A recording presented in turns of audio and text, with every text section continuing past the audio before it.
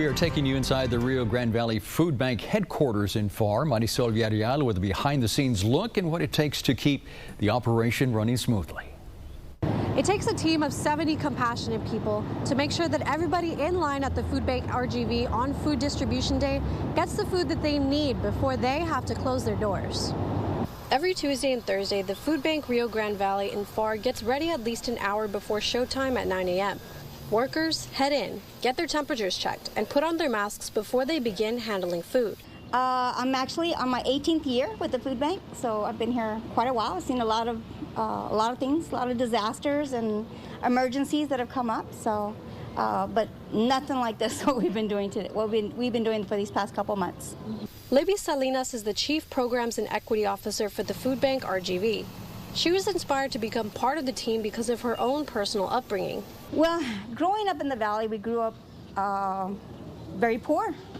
We lived in a small community here in the Rio Grande Valley and grew up very poor. And I always said as I grew, when I grew up, that I wanted to make sure that whatever job I did here in the valley was going to be something that gave back to the community. So it just so happened that when I came back to the valley, there was an opening for the food bank. And I applied, and this is where I've been since. Among the duties of Equity Officer, Salinas helps her team distribute food to families who come in. Inside the bags of food are fresh fruits, vegetables, and milk, and the demand is high. Today, cars were already lined up 2 hours before the Food Bank RGV was set to open its doors. The Food Bank RGV arose from the need of this community to take care of each other. 35 years and 3 decades later, we're still fighting hunger and feeding hope. Stuart Haniff is the CEO of the Food Bank RGV. He transferred from South California a little over 6 months ago and says that he's felt inspired in seeing the RGV community work together to overcome any obstacle. You know, it's discouraging when we have to turn people away, but we also have to manage our capacity. We have to make sure that we take care of people, but at the same time, everyone is taken care of. Inside the food bank are stacks of food piled on top of each other, donated from local retail companies and the USDA.